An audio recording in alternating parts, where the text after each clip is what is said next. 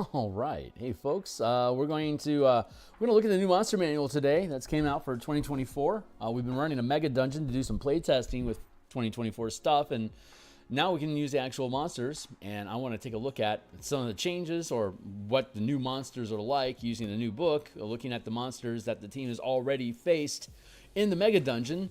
So give me a second here to check my signal, make sure everything's coming through okay, and I'll go through just a quick intro. And then we'll get to work here. I've got probably about like maybe an hour or so to play around. So let's see. Let's bounce out of the way there. Let's go check out our stream to see if we're alive and kicking. And yeah, okay, cool. It looks like we are actually alive. So let me go ahead and hit here. If you're already familiar with the channel, you can skip ahead like maybe less than a minute, and I'll catch up with you on the other side. But for those that are new to the channel, hey, what's up? My name is Phil Kearney. I create role-playing games, I illustrate them, and I publish them online. And I'm creating content for Dungeons & Dragons 5th edition, publishing on the DMsGuild. I've been running games since 1987. I've been creating content on DMsGuild since 2018. I've been a professional illustrator since 1999. So we're just continuing to curve out and build into stuff. So the martial power system is the most recent project that we were working on here and playtesting on my Discord channel.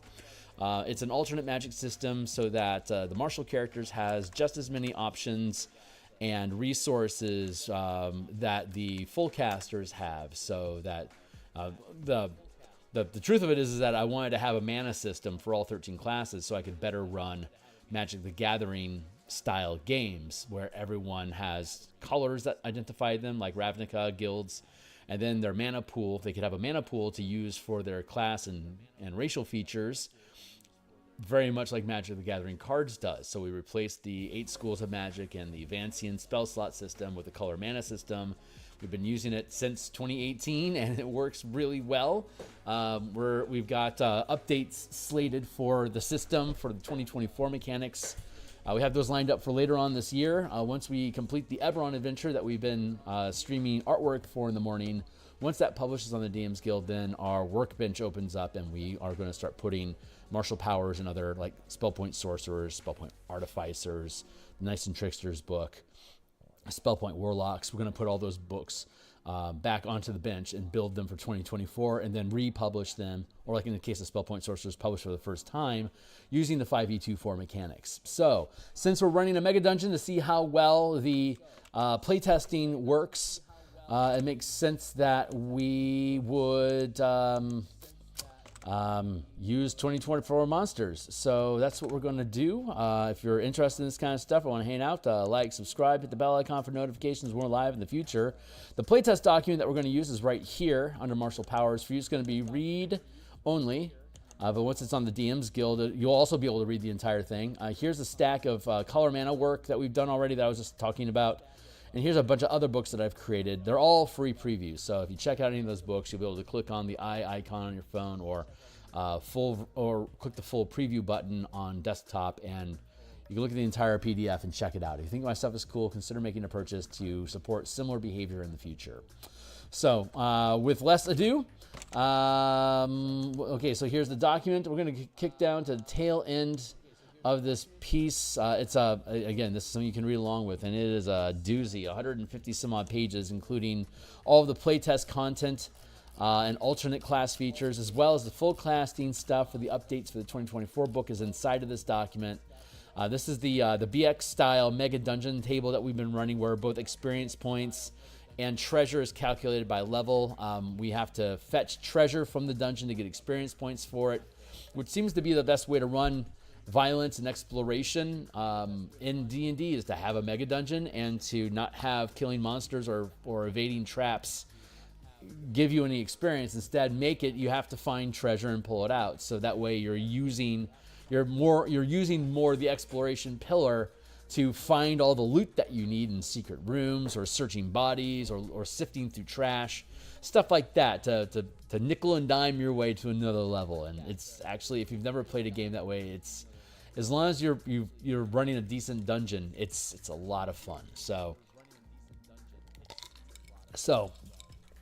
I'm going to grab the monster manual here, and the first creature that I want to look at is the monster that we have themed on our stream announcement today, the Umber Hulk. I actually fetched this from the Spelljammer Combat and Exploration document that I built below because Neogi are a thing in Spelljammer, and they like to ride on the back of Umber Hulks like these things are giant horses. Super fun. But we wanted to look at how does the Umber Hulk change. So when here, let me do this. Actually, this is the playtest document. That got off center. Don't look. Spoiler alerts. That wasn't supposed to zoom out like that. I guess I could have fixed that. But when we were last here with our team, they were hanging out over here in this part of the dungeon. And they ran across an Umber Hulk that was crawling through this tunnel. This is an old crypt, a temple that the team has had an opportunity to explore somewhat. They actually, probably the best way of portraying this is going to be go to Area 1. This is where they came in from the dungeon, and this is the front door. And it was populated with a bunch of greenskins, orcs, ogres, Ettins, stuff like that. Hey, Steve, Temple of the Frog. And so they had gone through and they looted this place out. They worked out some deals with the orcs that the orcs would leave with half the treasure and the team wouldn't kill the rest of them. It was pretty violent, but the team won. But when the team starts off, this is a bridge that they have to cross to get to the next zone. And as you can see here, there's a bunch of spiders that are currently marked out.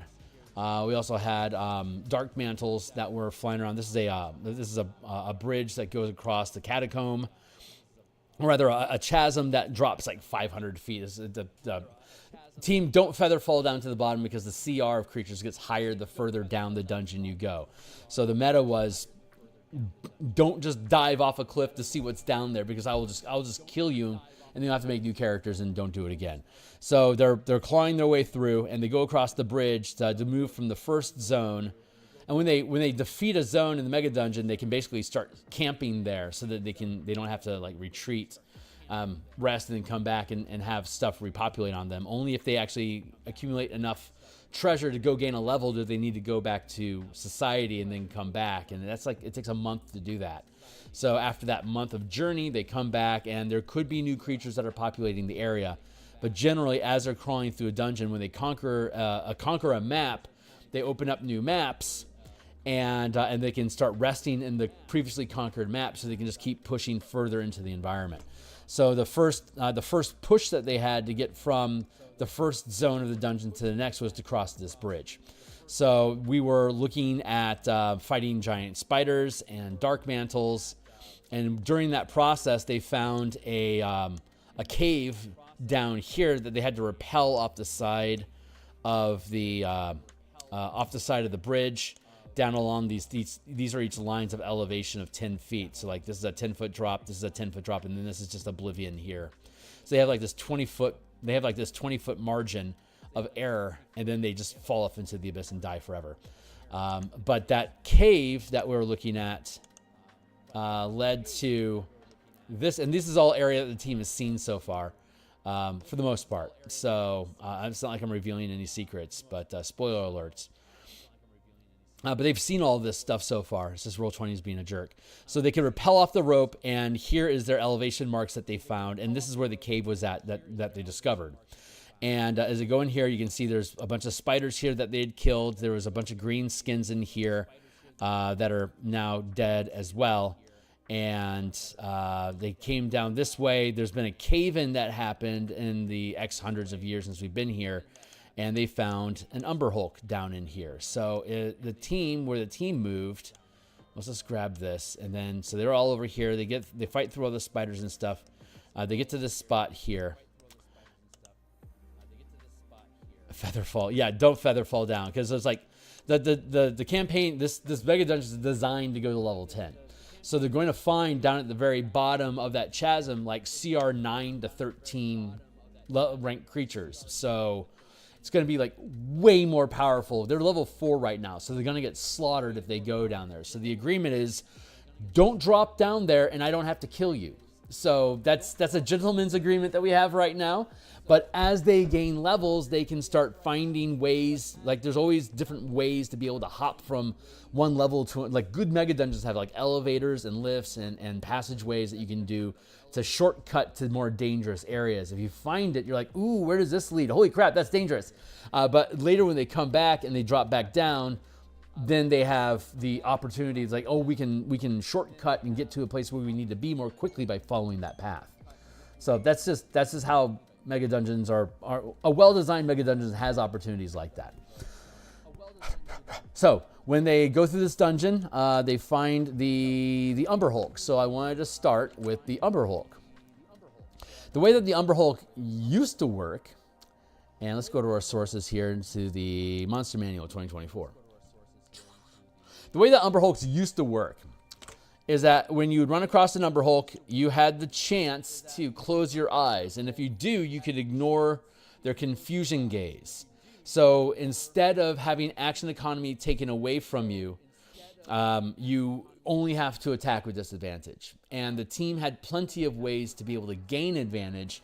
So they were just attacking this Umber Hulk with just basically normal attack rolls, because the disadvantage and the advantage in 5e neutralizes itself, so that if you have both, no matter how much it stacks up, you always just have a straight die roll to attack. So they weren't being penalized at all for closing their eyes to attack this bug.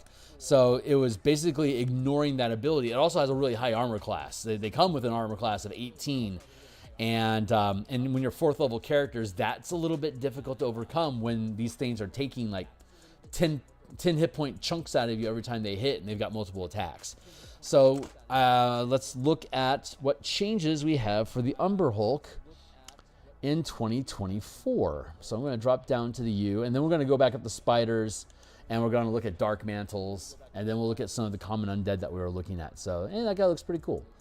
Let's see.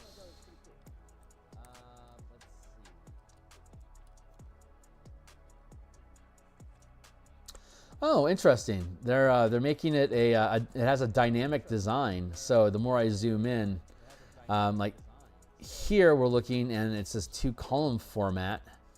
But if I zoom in, it becomes this 1-column format, and it continues to there. Let's go to here.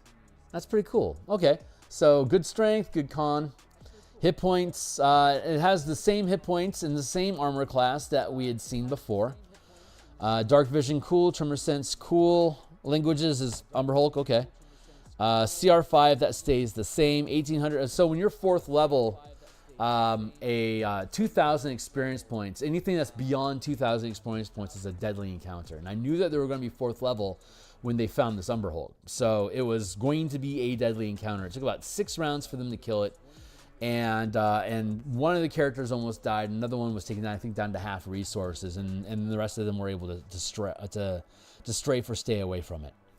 Tunneler, the Umber Hulk can burrow through solid rock at half its burrow speed, and leaves a 10-foot diameter tunnel in its wake. Normally burrowing, it has a burrow speed. So normally, where'd it go?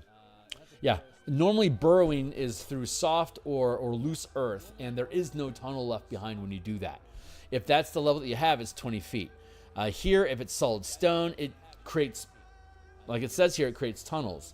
So in the playtest that we're running, there's these cave-ins. So this is all loose, like this is all gravel and loose stone. So I would read that as the Umber Hulk would be able to move through 10 feet per round because it's stone, but it doesn't leave a tunnel because it's not solid stone. It's just piles of collapsed stone. So I would be able to have the Umber Hulk move through this environment and still be able to not leave a tunnel behind, which is important because they don't know how far down into the tunnels, like how far down into this mega dungeon this Umber Hulk went. So it could mean like they found that it was layering down here, and then they found a secret passage that leads to the next zone here, and they found this secret passage here, and they fought some constructs here, and yada yada yada. And I don't want to reveal too much of the map because this is as far as they had gotten, and this is where they decided to take their long rest. So This is where we're going to be resting. But they fought this Umber Hulk. The way the Umber Hulk works is at the beginning of your turn, you either keep your eyes closed and have disadvantage on attacks, or you leave your eyes open and you make a charisma saving throw. And if you fail the charisma saving throw, then you get hit by confusion. So, and then the confusion has a D8 depending on what it'll do to you. So let's see. Confusing Gaze. It's now a bonus action. It's not a passive effect. It's now something that the Umber Hulk is going to do to you. It's got a recharge. So on a 6-sided die, if it uses Confusing Gaze on the next round, I'm going to roll a D6. If I roll a 5 or a 6 on the recharge, then it gets the Confusing Gaze back. It's a Wisdom saving throw, not a Charisma saving throw now. DC 14 is pretty easy. Each creature in a 30-foot cone. Failure, the target can't take reactions until the start of the Umber Hulk's next turn, and the target rolls.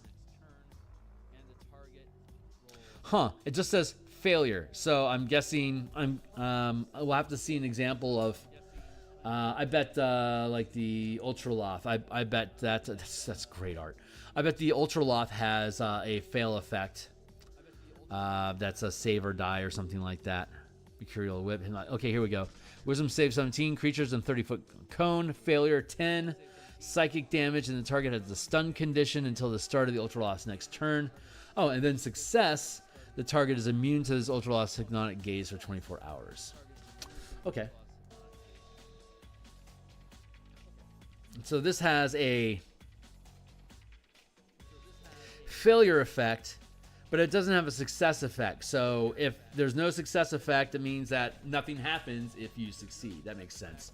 So 30-foot cone. Targets can't take reactions until the start of the Umber Hulk's next turn. And the target rolls a D8 to determine what it does on its next turn. So it hits you with a Confusing Gaze. Whoever fails can no longer take reactions. So they're basically stuck where they're at until it's their turn, which means that the Umber Hulk can then lumber up. Like here was the let's look at our team. We had we had Cranky the Warlock got into a position here. Bodvar the Berserker Barbarian got to there. We had Ren the Ranger here, and we're missing a dude.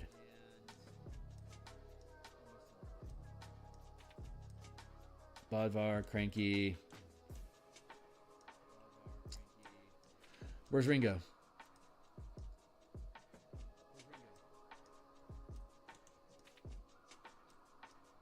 I do not see Ringo as I clumsily stumble around parts of the map the team hasn't seen. Let's just I'll just grab an orc to represent our missing teammate map player.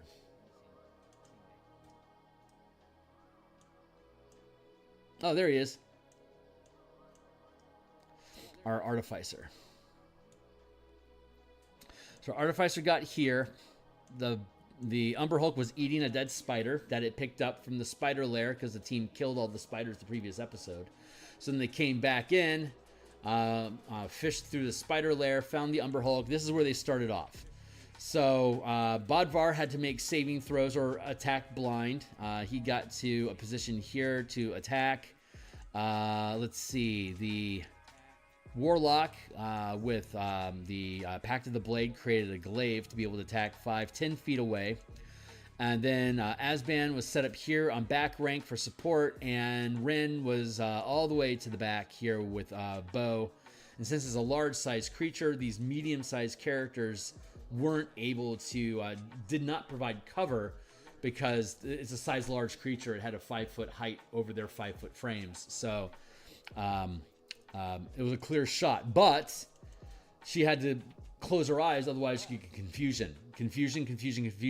So if we were to rerun this battle and it's the Umber Hulk's turn, this is a 5, 10, 15, 20. So the Umber Hulk would be able to basically hit all of these characters inside of a 30-foot cone. It would fill this space and hit all of them. So instead of them ignoring the save effect and just being able to attack with blindness, but then having the ability, having various abilities and options that would give them advantage to new, like Fairy Fire, for instance. They were able to turn on Fairy Fire. They had Tremor Sense. One of them had Tremor Sense, so they were able to see without having to look at it. There was a number of Bodvar the Barbarian was already using Reckless Attack, so it was gaining an advantage versus disadvantage, so he was neutralized. The Ranger was using a power to give advantage on attacks. Bodvar was taken care of. The Warlock had Tremor Sense, so was able to sense where the Umber Hulk was at anyway, and the Artificer was just providing support, so didn't actually need to look at all. So none of them needed to worry about disadvantage. So the Confusing Gaze only came up when they just decided, yeah, we're doing well, let's just go ahead and risk it. It seems like it'll be more fun if we do.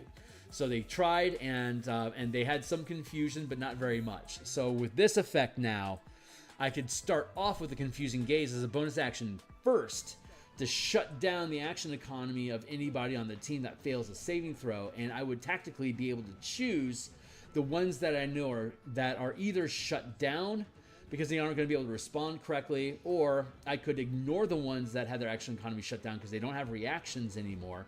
So I could stride past them to attack the ones that did succeed the saving throw without having to worry about triggering opportunity attacks. So how long does this last? Failure. The target can't react until the start of the next turn, and the target rolls d8 to determine what it does on the next turn. Does nothing. Target takes no action or bonus action, uses all of its movement to run in a random direction, or the target makes a melee attack against a random creature within its reach, or does nothing if it can't do it. So that's the same list of options that the Umber Hulk used to have, but now it's a group AoE, and it can potentially shut down the action economy of the entire turn if they're lined up in that cone. And in this instance, we were in a perfect circumstance that they were all set up for a cone effect. So if we had this active when we had ran this test on Saturday, this is a CR5 creature against a team of 4 fourth level characters. This is like just short of a deadly encounter. I think I probably would have killed one of them if they had been caught out like this in that cone effect. It would have a recharge, so I didn't have to worry about it every round, but they didn't have to worry about it at all because they kept their eyes closed. So I would say this change in design statistically, the Umber Hulk is almost exactly the same. The damage output's about the same. Its armor class, hit points, initiative, speed, its stats, its senses, its XP. These are all basically the same. The only thing that changed about the Umber Hulk really significantly is the Confusing Gaze has been turned into a bonus action that has an AoE effect that the DM can just choose to recharge if they want. If they don't roll dice out in the open, the DM can just have this pop, 2-3 times and then maybe miss a round. You could use it a lot. And a Wisdom saving throw, DC 14. That's not too difficult, but they're only 4th level characters. And I think it was... I don't think, honestly, any of them had Wisdom saving throws. That's their good save. So they were all making like +2, +3 saving throws. So that could have turned really ugly on them. This could have been a deadly encounter. And I think it would have been a lot of fun if it had been. So from Umber Hulk's perspective, I think this is a total win. I'm glad they discovered when they were looting its body, they discovered, well, they were able to use its hypnotic eyes. They can use them as grenades. So they got we use harvesting rules here. So they're fetching cool stuff off of creatures to use as magical gear. And so they were able to harvest the eyes of the Umber Hulk, and now they're basically confusion bombs. You lob the grenade, and anything that's within 10 feet of the grenade hit has to make a DC 14 saving throw or get confused for the round themselves. So we can just immediately implement this Confusing Gaze bomb, and I'm sure the team's going to have fun lobbing these at our upcoming enemies. Excuse me. I'm speaking too fast, so I'm not breathing enough.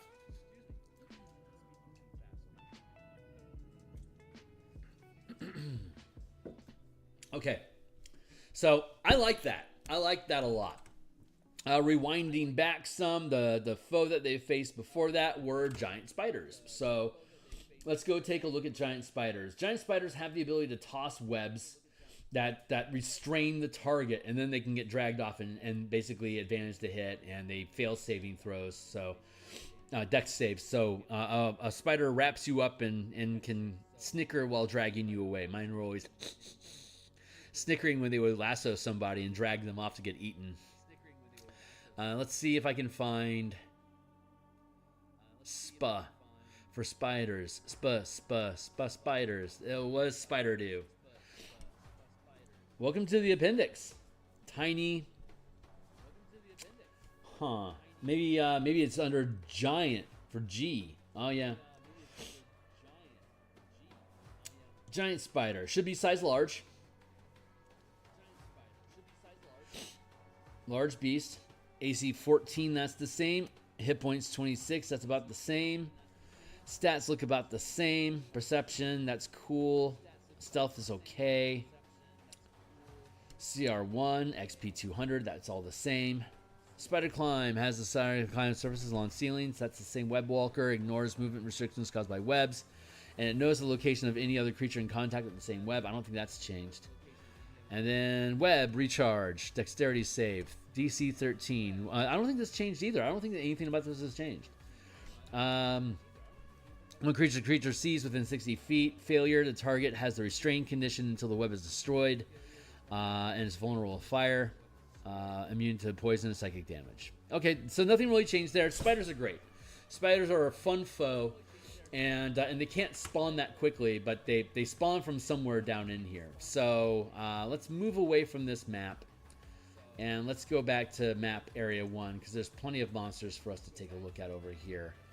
So we're looking at the spiders, and let's look at dark mantles. I'm actually really interested in dark mantles. I love dark mantles. They are one of my favorite little CR creatures, because they're like they're like face huggers, right? They've got these skin folds that wrap around your head, and then their tentacles curl around your throat like a face hugger, and then they start eating your brain. They're like carving through your skull to eat your head. They're horrible monsters. I love them. They are terrifying.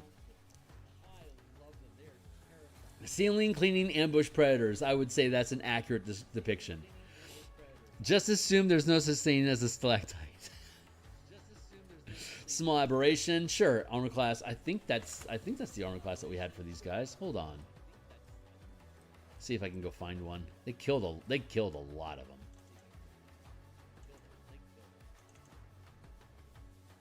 them. Hit points 22, AC 11. 22. Oh, yeah, that literally did not change. Speed, fly, same. They have a darkness ability they can squatch at you, and they have blind sight, so that's good. Crush. Bludgeoning damage. Let's see.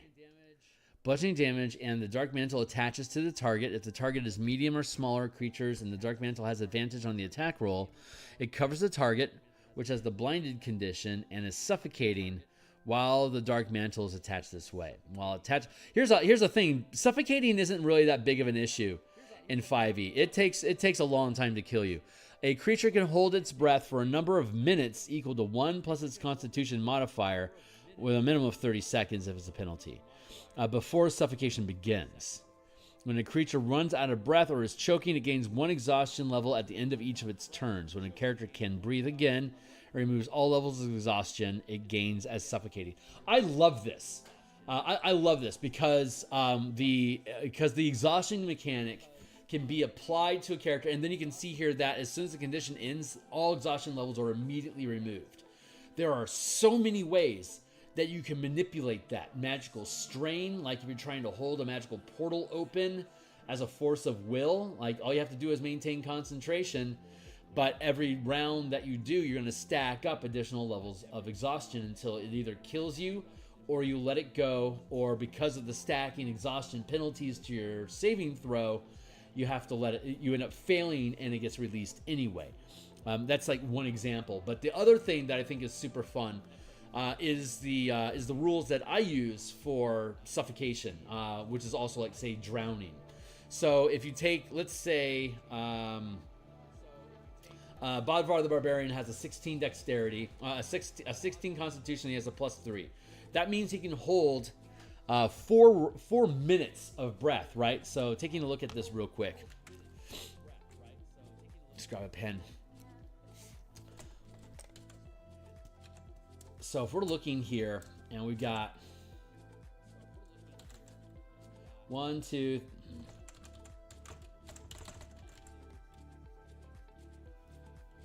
5. 1, 2, 3, 4, 5. So there's a stack of 10 rounds. 10 rounds per minute. Bodvar the Barbarian with a 16 dexterity, he has 40 rounds before he runs out of the breath. The way that I run suffocation and drowning, same thing, is, yeah, every round of combat, or rather every round of the game, period. And if you are on suffocation, then we drop down to combat so that you have a round by round opportunity to make progress and try to save yourself from drowning or suffocating. But let's say 1 round, and let's say you're in combat while you're suffocating, because when you're fighting a dark mantle and he gets his hood on your face, you will be suffocating. So again, let's go look at. There's Dark Mantle. What a horrible creature. But yes, if you were, yeah, you see, its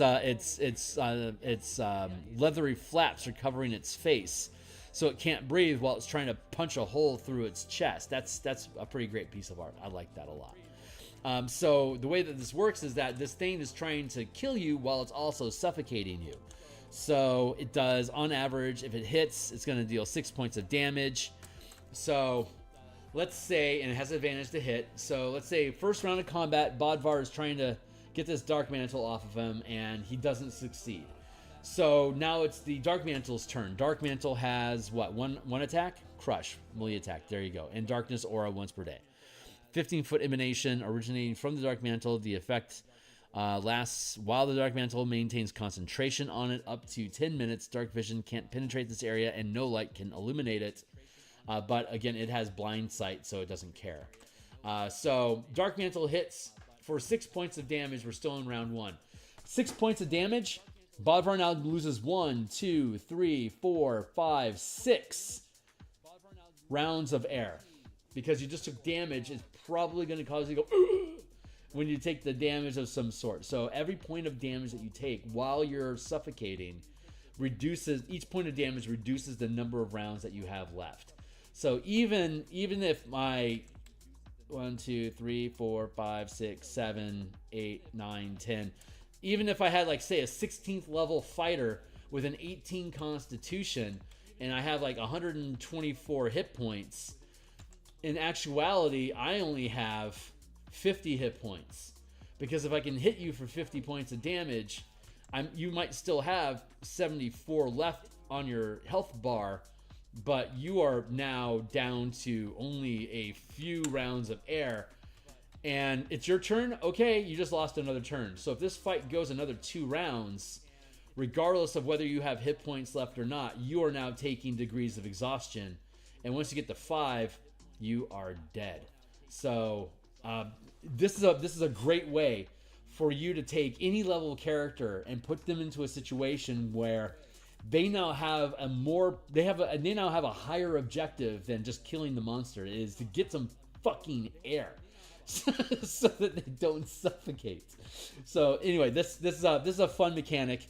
It's easy to implement. As you can see, you just see how many rounds they have. Each round of combat takes a round away, and each point of damage that they take also takes a round away. And when they run out of rounds, they are now on the exhaustion death track.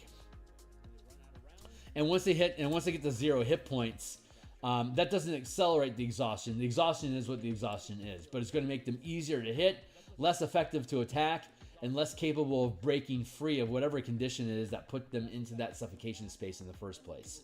So there you go. That's how I run suffocation in my games. So back onto the Dark Mantle. Yeah, looks like we don't have any issue with the Dark Mantle. It's just doing what it does. I like the magical darkness effect, 15-foot emanation. That feels, it's always centered on itself. That's cool. You can see through it, no problem. Let's see. While attached to a target, the Dark Mantle can attack only the target, but it has advantage on the attack rolls. Its speed becomes 0. It can't benefit from any bonus to its speed, and it moves with the target. A creature can take an action to try to detach the Dark Mantle from itself, doing so with a successful DC Strength Athletics check, which I believe Exhaustion is going to start stacking penalties against. Where did our suffocation go? Suffocating.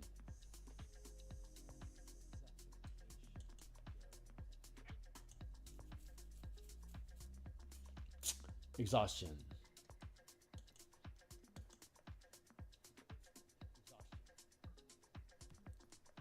When you make a D20 test, the roll is reduced by 2 times your exhaustion level. So this affects your ability to break free from it, which is great. And it also affects your ability to attack it, so it's going to stick on you more. Speed reduction, your speed is reduced by a number of feet times 5, 5 times your exhaustion level.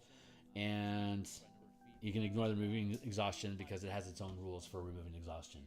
I love that. So I am very happy with this. I mean, they haven't really changed it all, but I just like the suffocation rules in general. It's a really fun alternate lose condition that can become a bigger priority than actual hit point loss. Ooh, Death Dog. What up, pupper? Nice. Let's see. What else were we messing around with inside here? We had bugbears, ettins, ogres, orc chieftain, a war chief, a hobgoblin veteran, and bugbear soldiers. So let's just traipse through here. How are we doing on time? We're at 30. Okay, great. So I've still got 20 minutes. And then I'm just taking a lunch break to check out this stuff. So let's see. Ooh, let's go. They were fighting whites in the second zone. So I'm gonna go take a look at the white. I think these are CR3 creatures.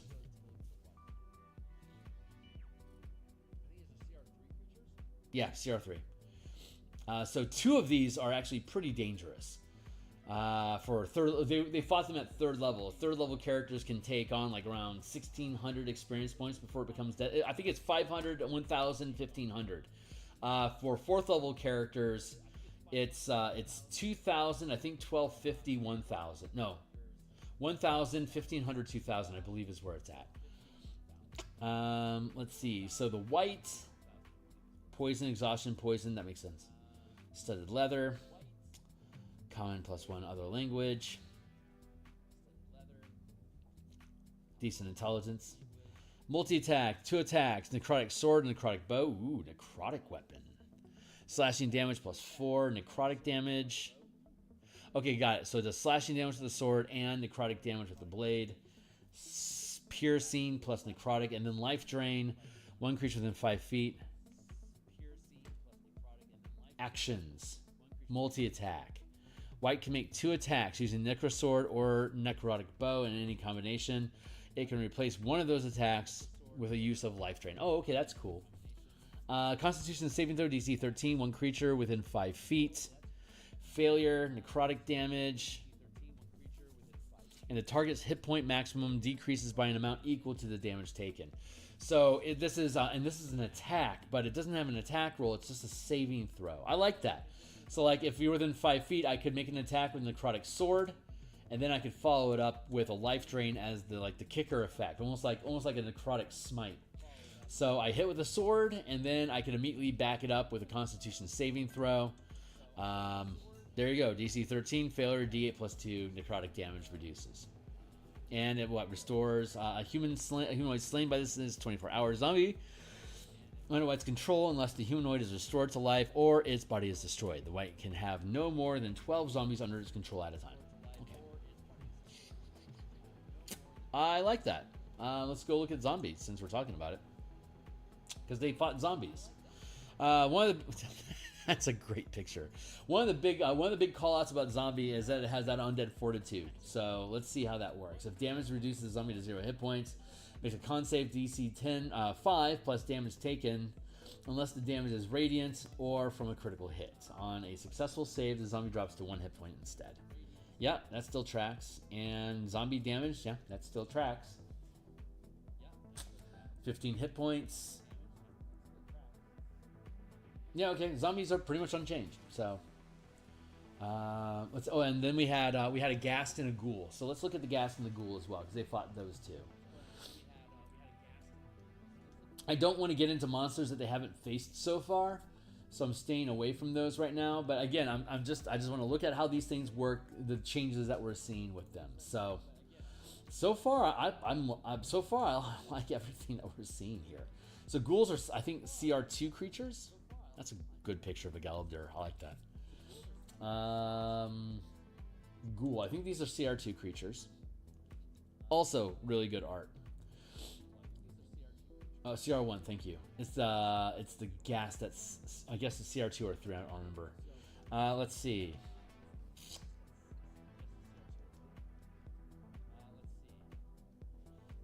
Creature that isn't undead or elf.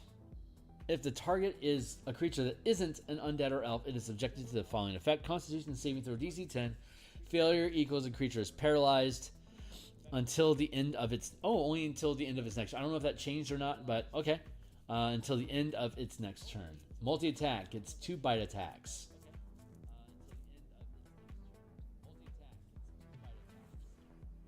Piercing damage. Claw. So I get a claw attack, which could paralyze. The target has the paralyzed condition until the end of its next turn. So if I hit you with this, if I hit and paralyze you...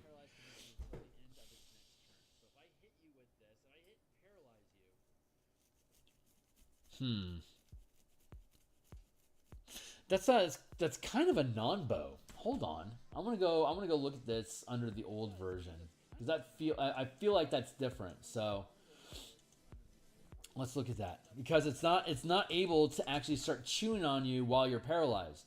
And it can't paralyze you unless it claws you. So it can't use its 2 bites in combination with paralyzing. You can only... Like, why would it chew on you if you're not paralyzed? Unless you're already dead. So, like, it may as well only have the claw attack. So, that feels like a non-bow. But I want to look at the original ghoul to make sure that I'm not completely just...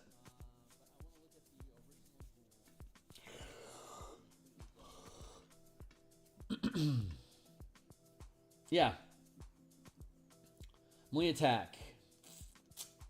So, it has a bite here. But the claw, it does a claw, and then you have to make your saving throw. And if you fail the saving throw, you're paralyzed for a minute.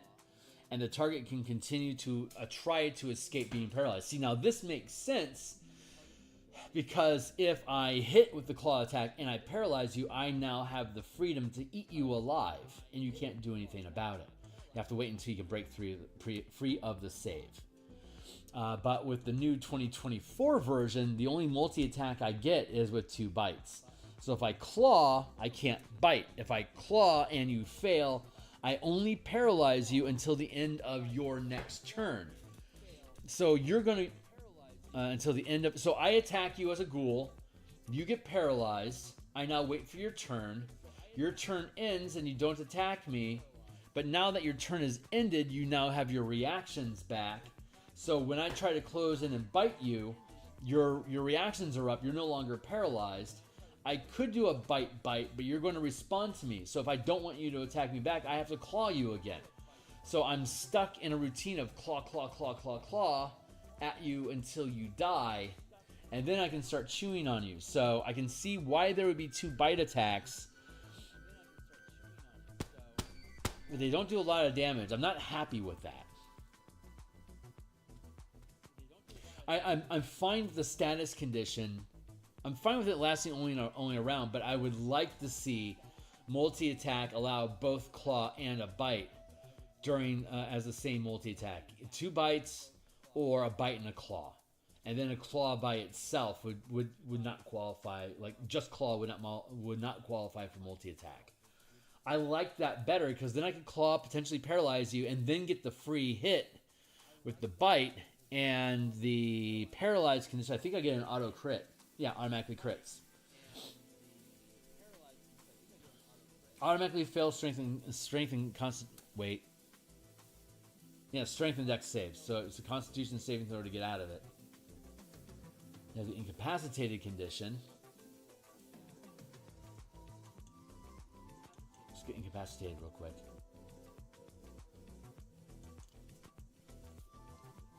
Can't take any actions, reactions. Can't concentrate, can't speak. If you're incapacitated when you roll initiative, it's a disadvantage. You can move. But that's it. Okay. So on top of that, 0 speed, so you can't move either anymore. And saving throw affected, strength and dex, you automatically fail. Attack effects, attack rolls against you have advantage, and if you hit, you're automatically crit. Okay, so that's pretty good conditions. But yeah, I'm disappointed that there's this. Well, I guess there was a non-bow here as well, because you can either claw or attack. But once you're paralyzed, you potentially have 10 rounds to chew somebody to death. So in that instance, this guy was actually a lot more deadly than I feel like this is a serious downgrade in power for the ghoul. CR1. CR1. Yeah. Yeah, I just feel like they didn't think that through very good. I don't think it's a good combo. I would have liked to have seen a combo better. Is this also, maybe this is better somehow. Icy Bite gets 2 Icy Bites. Claw is paralyzed. Icy Bites, and it's just cold damage instead of necrotic. Watery Rush. While underwater, the ghoul moves up to half its swim speed without provoking. That's cool. All right. Well, that's okay. I can rebuild these things as I please. So a ghoul is a CR1 creature, which means it has 1 rank of power. So if we're leaning into the martial powers document here, and we're looking at, let's go into here and here. Like, this guy doesn't have a bonus action. So what we could do is I could give them a once per turn maneuver up to 1st rank because of how the power system works. Here, I'll show you the power scaling for creatures real quick. That's here.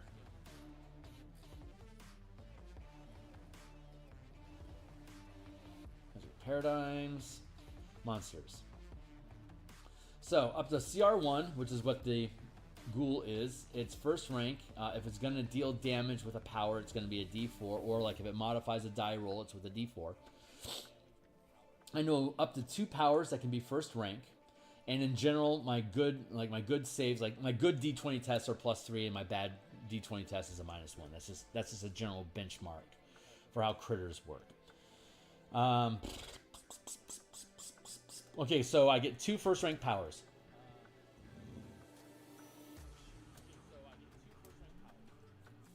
For example,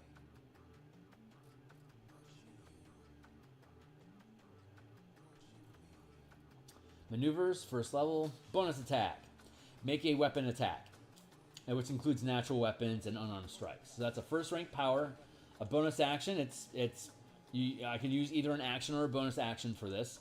So I could give my ghouls my ghouls the maneuver bonus attack, so that if I didn't have something better to do with my bonus action, I could at least make an extra attack. And so if I were playing this, I could use that power to give them extra attack. And so if I hit with a claw attack, I could keep the spirit of this idea. So instead of them making 2 claws attack, I could have them, or like maybe only make like 1 claw attack per target, so I could like claw 2 different targets. But what I would probably want to do instead is like, say, use a bonus action first to make my claw attack to try to paralyze, and if I'm successful, then I can make 2 bite attacks to potentially double crit. So instead of doing, it'd be 5 + 3, that'd be 8 points of damage. I could hit twice for 16 damage, and then each of them are going to crit. So it would on average be an extra 3. That would be 10, 16 points here, and 3 is 6, 16 plus 22, and then average is another 6, 28. So I could potentially, if I use that against my 4th level characters, one ghoul would be able to claw and then bite to be able to potentially do, while paralyzed, up to around 30 points of damage in a single round if everything goes horribly for the characters.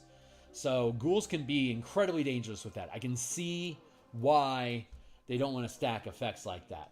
But I would probably end up wanting to go like claw attack and then a bite attack, because it's going to crit and it'd be an extra 8, 11, 15 damage. So it'd be like 5 damage, 11 5 damage. Yeah, 5 damage, 11 damage. It'd be 15 damage. So like I could do that. Claw attack as a bonus action, or rather, claw attack as an action, and then the bonus action I'd probably make a bite. That'd be a fair way of doing that. But if I wanted to keep attacking them with ghouls at higher levels, then I could do the bonus action claw, and then if I paralyze, then I could do the standard action multi-attack bite. So I could scale anywhere from 15 points of damage on good hits to around 30 points of damage on good hits. So I can toggle that option to ramp up the amount of damage that these things are doing. And then I would have another maneuver I could have available, like Dire Impact. I would do like an extra 2 damage every time I hit. I'm going to shift my seat, take a sip of water.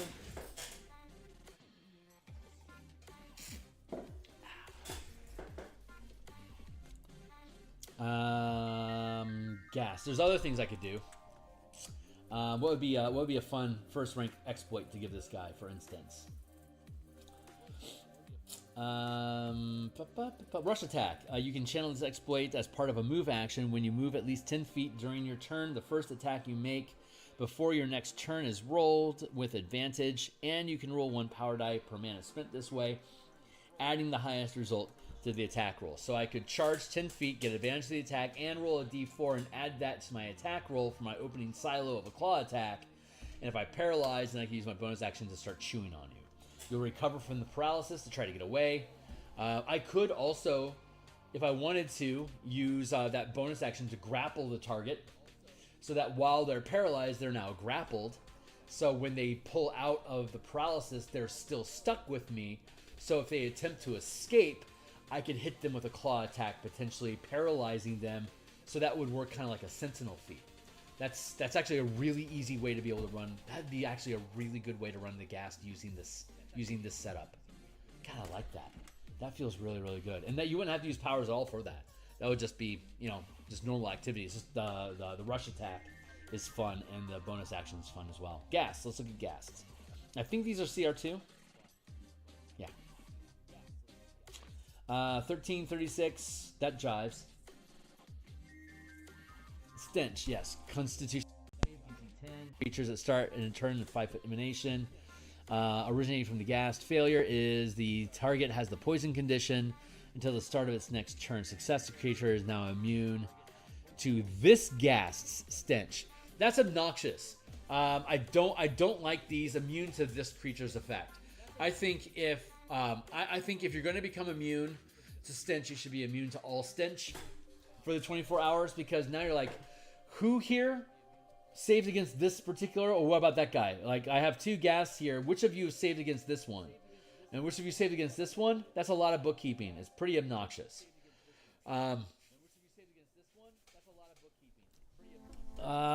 a poison condition until it started next turn. Yeah, it's just poison condition. I don't see a real reason to become immune to that effect. It is only CR2. It's just disadvantage on your D20 test.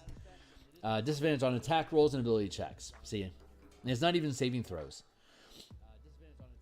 So, but it is CR2, so that's second rank powers. I like that. Bite and claw. It does not have multi attack. Bite and claw, ghast, stench, and I guess its lashing tongue doesn't really do anything anymore.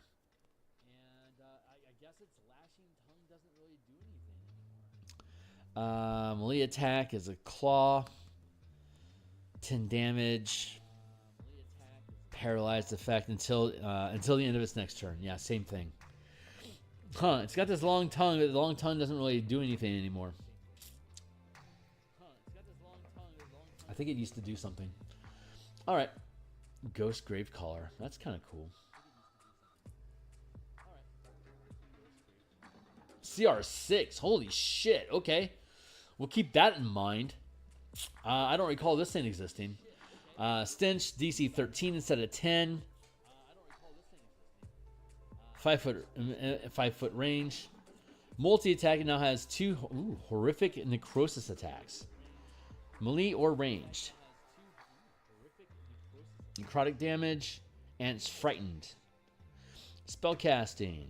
Can cast one of the following spells requiring no material components and using intelligence and spellcasting ability at will. Speak with dead. Sure.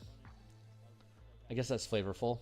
Has 2 horrific attacks. It can replace one of those attacks with a claw attack. Claw attack paralyzes. Horrific presence. Horrific necrosis does frightening. Frightening equals... Well, you have the frightened condition. You experience the following effects. You experience the following effects. That is language. Ability check and attacks affected. You have disadvantage on ability checks and attack rolls while the source of fear is within line of sight. Can't approach. You can't willingly move closer to the source of fear. Interesting. I like that. Frightened. That had a frowny. That frightened had a frowny face. Paralyzed. I'm now noticing that there's icons here on the here in the corner of these effects. XXXP. Huh. And then thank you, Timely Timer. And then poisoned. And poison has a skull and crossbow over somebody's face. That's interesting. I'm kind of into these icons.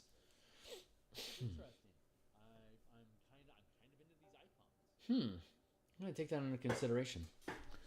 So that's the gas. Ghouls, gas, zombies, wights, spiders, dark mantles. I think that's the spread that I want. It would have been nice to get to the green skins, but I don't have time for it. I need to go back to work. So I'm going to bounce out of here for today. I'm going to be back. I'm going to look at the green skins on Friday. We're going to actually have our Martial Powers playtest again on Saturday lunchtime on my Discord server.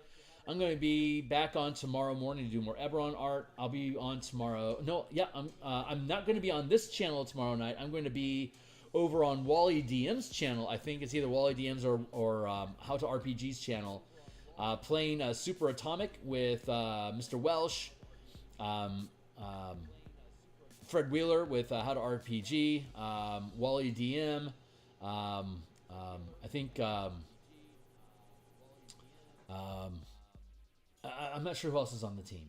So we'll see who else is on the team. But I'll post that on my Discord and also post it on the social medias that we're up and running. That'll be at 7 o'clock Chicago Central Time. And yeah, so that's what I'm going to do tomorrow night. And then after that, I think that concludes like around 7:30. And so by 8 o'clock, from like 8 o'clock till 10 p.m. Seattle time, which will be super late East Coast time. But my plan is I think I'm going to jump on and do a couple hours worth of the word I'm looking for is derp. Bashing campaign stuff. That's what I mean. We're going to do more bashing campaign stuff Thursday night after we play Super Atomic. And then Friday morning, I'll be back doing artwork. Friday lunch, we'll come back. We'll do some more of this. Saturday early morning, again, during normal art time, we'll be doing Martial Power playtest updates and probably maybe look at some monster stuff. And then we'll playtest. And then we'll be doing my playtest on my Discord server and Roll20. And then we'll tally-ho from there. So, back on Monday. All right, that's it for now, guys. Yeah, I don't necessarily agree with, obviously here, I don't agree with everything. I do like some of the things that's going on. But with the way that the martial power system works, being used by monsters as well as characters, there's a lot of things that I can do to manipulate their action economy to get the effects that I actually want out of the monsters that they're facing. I'm liking this higher level gas though. That's really fun. All right, that's it for now, guys. I'm out of here. I'll see y'all on the other side. Thanks a lot.